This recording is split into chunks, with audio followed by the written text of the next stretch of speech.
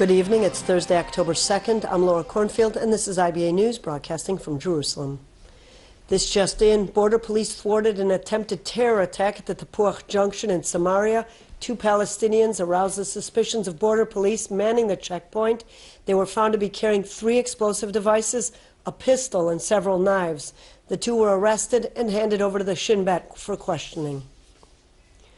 Prime Minister Benjamin Netanyahu wrapped up his 5-day-long trip to the United States by shrugging off reports of a crisis between Israel and the U.S. after the latter leveled sharp criticism at Israel over the planned building of new housing units in East Jerusalem and the purchase of homes from Arabs in the capital's Siwan neighborhood. Netanyahu described his meeting last night with U.S. President Barack Obama as good, saying the Israeli-Palestinian peace process, ISIS, and the Iranian nuclear threat dominated the talks. IBA's Margot Dudkevich has this report. Prime Minister Benjamin Netanyahu rejected America's harsh criticism at Israel over reports of Jews occupying residential buildings in the East Jerusalem neighborhood of Silwan. Returning to New York after meeting U.S. President Barack Obama in the White House, Netanyahu told reporters he does not understand the criticism concerning Jews moving into properties in Jerusalem that were purchased legally. The Obama administration was also caught off guard by a Peace Now announcement that Jerusalem plans to move ahead with the construction of 2,610 housing units in the Givat HaMatos neighborhood in East Jerusalem. Israeli government officials noted that the Jerusalem Planning Office had approved the construction of the housing units some 2 years ago. Netanyahu accused Peace Now of trying to sabotage his visit, adding their actions lack national responsibility. The U.S. administration was quick to admonish Israel on both issues. The United States is deeply concerned by reports that the Israeli government has moved forward with the planning process in the sensitive area, in a sensitive area of East Jerusalem. This step is contrary to Israel's stated goal of negotiating a permanent status agreement with the Palestinians, and it would send a very troubling message if they were to proceed with tenders or construction in that area.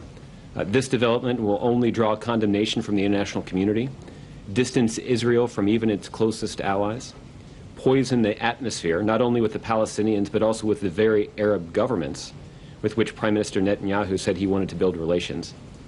It also would call into question Israel's ultimate commitment to a peaceful negotiated settlement with the Palestinians. Additionally, the United States condemns the recent occupation of residential buildings in the Palestinian neighborhood of Silwan in East Jerusalem. This is near the Old City, by individuals who are associated with an organization whose agenda, by definition, stokes tensions between Israelis and Palestinians. The final status of Jerusalem should not be prejudged and can only be legitimately determined through direct negotiations between the parties. Netanyahu described his meeting with President Obama as good and deep, saying discussions focused on how to translate the new reality in the Middle East into concrete steps to move the peace process with the Palestinians forward. He said both leaders also discussed the Iranian nuclear threat and ISIS. The issues were reflected in a joint press conference held by the 2 leaders earlier. I think we also recognize that we have to find ways to change the status quo so that both Israeli citizens are safe in their own homes and school children in their schools from the possibility of rocket fire, but also that we don't have the tragedy of Palestinian children being killed as well. And so we'll discuss extensively both the situation of rebuilding Gaza, but also how can we find a more sustainable peace between Israelis and Palestinians. And we'll also have an opportunity to discuss the progress that's being made with respect to dealing with Iran's nuclear program, which obviously has been a high priority for not only Israel, but also the United States and the world community. Israel fully supports your effort and your leadership to defeat ISIS. We think everybody should support this. And even more critical is our shared goal of preventing Iran from becoming a military nuclear power. As you know, Mr. President, Iran seeks a deal that would lift the tough sanctions that you worked so hard to put in place and leave it as a threshold nuclear power. And I fervently hope that under your leadership that would not happen. I am then committed to a vision of peace of 2 states for 2 peoples based on mutual recognition and rock-solid security arrangements on the ground. And I believe we should make use of the new opportunities, think outside the box, see how we can recruit the Arab countries to advance this very hopeful agenda. And I look forward to our discussion on these and many other matters.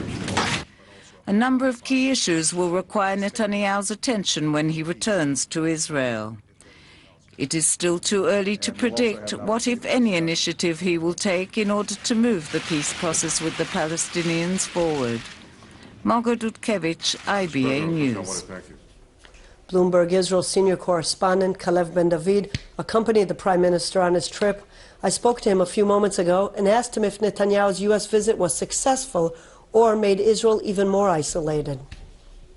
I would say it was a mixed bag for the Prime Minister.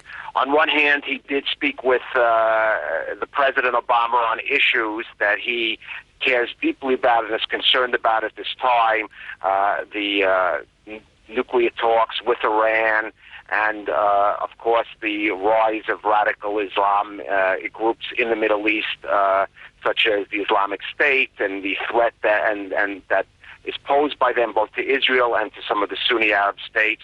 So those issues were on the table with Obama. But, of course, as has happened with past visits, news of new settlement building, in this case in East Jerusalem, or at least developments in those settlement plans were released just on the day when he met with Obama. Of course, that issue then was raised in the meeting, and of course, to some degree, overshadowed some of the Prime Minister's other concerns.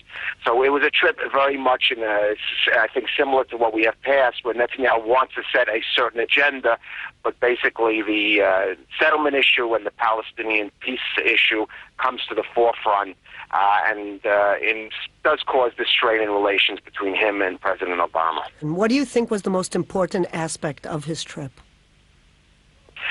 Look, for the Prime Minister, even though a lot of the press and media are focusing on the Jerusalem settlement issue, there's no question Iran is the most important issue.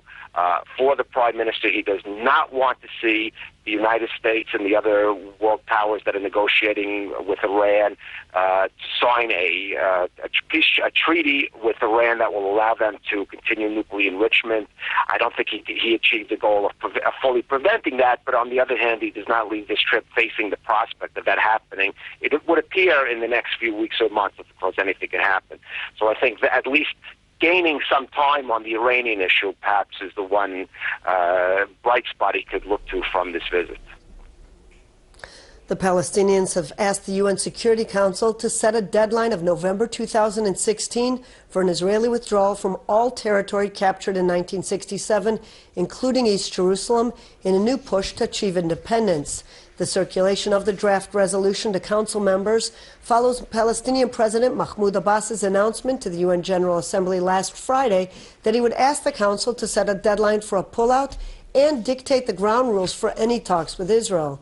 The draft resolution would affirm the Security Council's determination to contribute to attaining a peaceful solution that ends the Israeli occupation without delay and fulfills the vision of 2 states living side by side in peace and security in borders based on those before the 1967 Mideast War.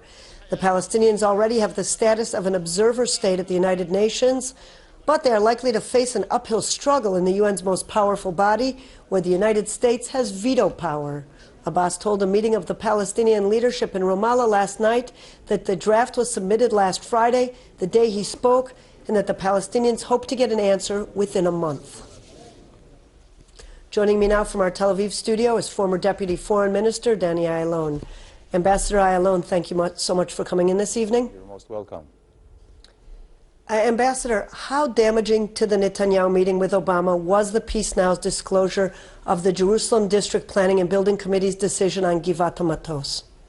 Well, Image-wise, certainly, but it has become almost a ritual, and also the response from the international community, and also including in Washington, about building of Jewish communities. And this is something which once and for all has to be explained. All the energy and all the attention to this is on the expense of the more important things, whether it's ISIS or whether it's the reluctance of the Palestinians to really accept Israel's legitimate right, inherent right to be here. I think that also the Obama administration was falling to the same trap, because indeed if more attention and energy would have been put into this recognition of Israel as a Jewish state, leading to a real two-state solutions living side by side, the whole issue of the settlement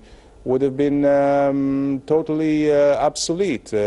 And I think it is important for Israel to mention that we have left. We have, in an excruciatingly painful national process, we have removed all settlements from Gaza. There were many offers to remove many of the settlements in Judea and Samaria, the West Bank, whether by former Prime Minister Barak or Olmert.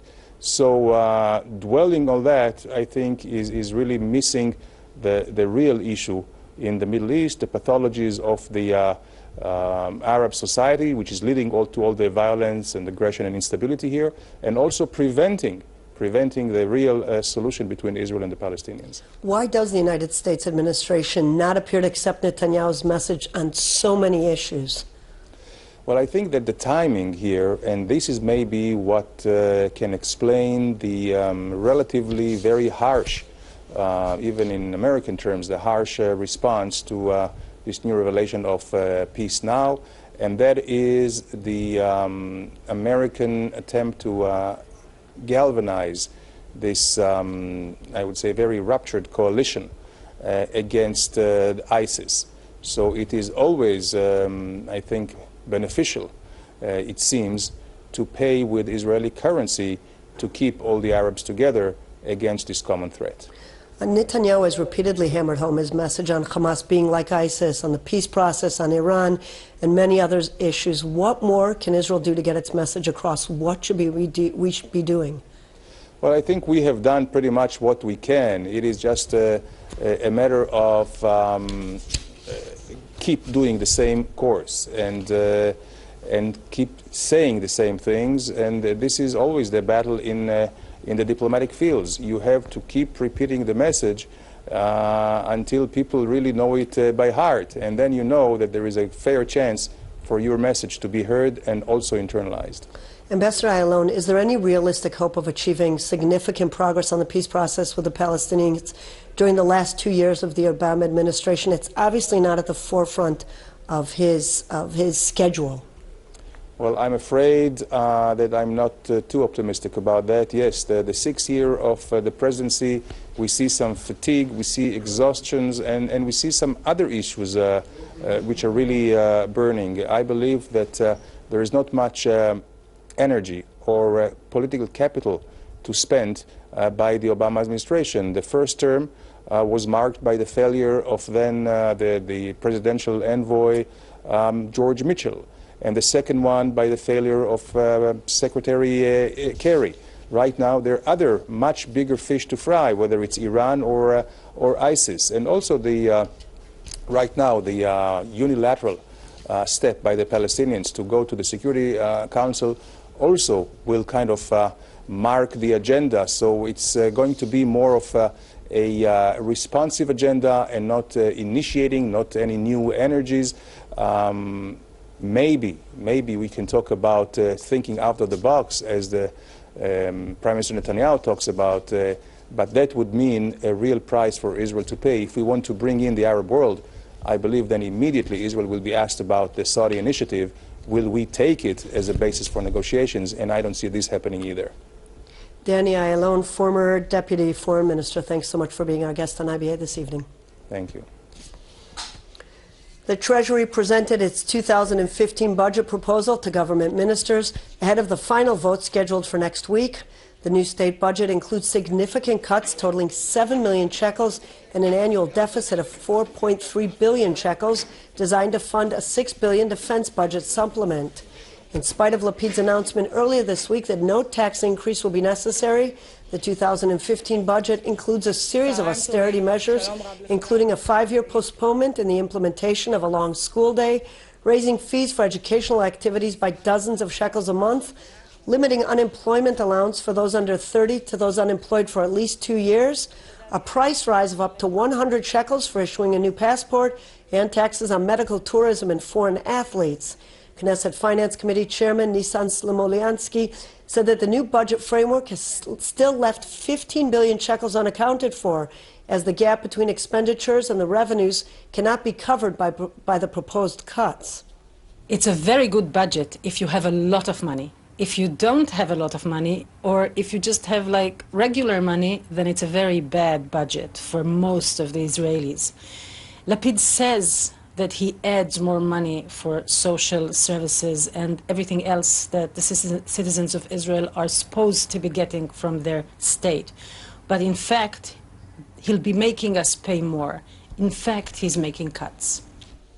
In measures seen as Israel's most sweeping easing of restrictions on Palestinian movement in 7 years, the IDF announced it will let 500 Palestinians above the age of 60 living in Gaza pray at Jerusalem's Al-Aqsa Mosque during the Eid al-Adha holiday, and also allow the same number to visit close relatives in the West Bank. In addition, Palestinians from the West Bank will be permitted unlimited sightseeing and family visits in Israel. Gaza will also be permitted to export agricultural produce to the West Bank, which is the first time since Israel blockaded Gaza when Hamas seized control there in 2007 that Gaza could sell its fish and vegetables in the West Bank.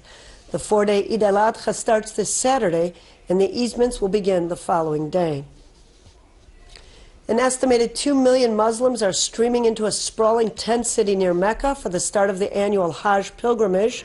The pilgrims are heading today to Mina, about 5 kilometers from Mecca, where they will spend the night in prayer and supplication. The Hajj lasts about 5 days. Missing from this year's Hajj are pilgrims from the countries hardest hit by the Ebola virus. Saudi Arabia banned Hajj and work visas this year for people from Sierra Leone, Liberia, and Guinea as a precaution to avoid the spread of Ebola during Hajj, which sees massive crowds of people from around the world. Islamic State insurgents pushed on with their assault on a Syrian border town today, despite coalition airstrikes meant to weaken them. I'm afraid those were the wrong videos.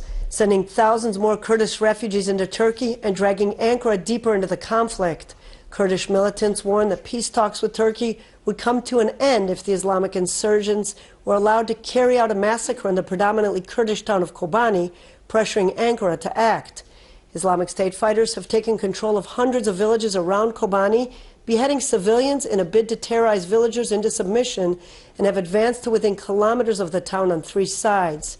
In neighboring Iraq, the insurgents have carried out mass executions, abducted women, and used children as fighters in systematic violations that may amount to war crimes, according to the United Nations. U.S.-led forces, which have been bombing Islamic State targets elsewhere in Syria since last week, as well as in Iraq, hit a village near Kobani on Wednesday, and strikes were reported further south overnight. But they seem to do little to stop the Islamists' advance. Back here at home, Israel's national soccer team is holding its second practice session today at Shfaim, ahead of its qualifier next week against Cyprus in its bid for a spot in the prestigious Euro 2016. Coach Eli Gutman told reporters that he has faith in his squad, adding that it is a new generation of young but experienced players. The name of the team's goalie has not been announced yet, with expectations that the choice will be made by Monday. Israel will play against Cyprus on Friday and visit Andorra 3 days later. Preparations are underway for the special concert in memory of Arik Einstein, which will take place next Tuesday. More than 20 of the country's best-known musicians will be performing the works of the Israeli icon at Park HaYarkon. Einstein died last November at the age of 74 after suffering from an aortic aneurysm. Medical director Kobi Ben-Attar said the concert is in honor of the man who brought us the music of our lives, and that Arik was the soundtrack of his life. Among the artists on the bill, Danny Sanderson, Shem Tov Levi, Daphne Armoni, Yehudit Ravitz, Akadi Duchin, Rita, Shalom Chanoch, and Shlomi Shabbat. That's a musical tribute to Arik Einstein, October 7th at Ganei Yoshua, Park HaYarkon.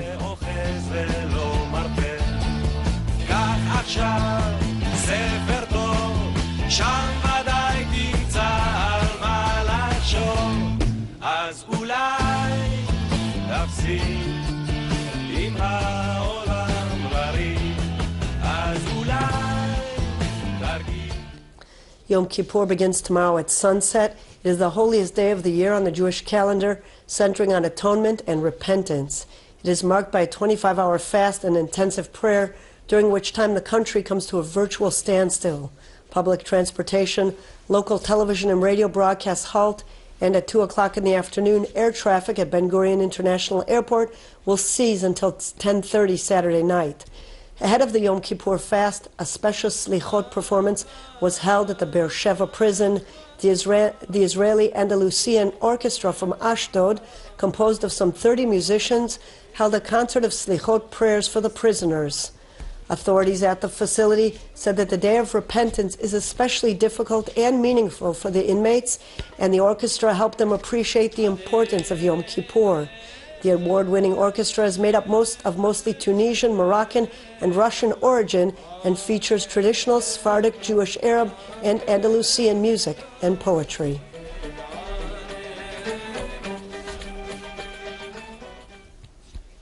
Taking a look at local finance, and the shekel was mixed in foreign currency trading, while share prices on the Tel Aviv Stock Exchange were down.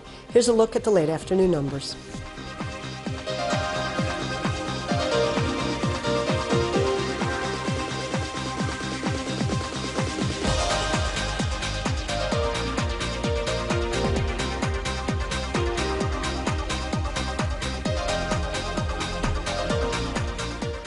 Turning to the weather, and a slight rise in temperatures is predicted over Yom Kippur. Here are the highs and lows for the next 24 hours.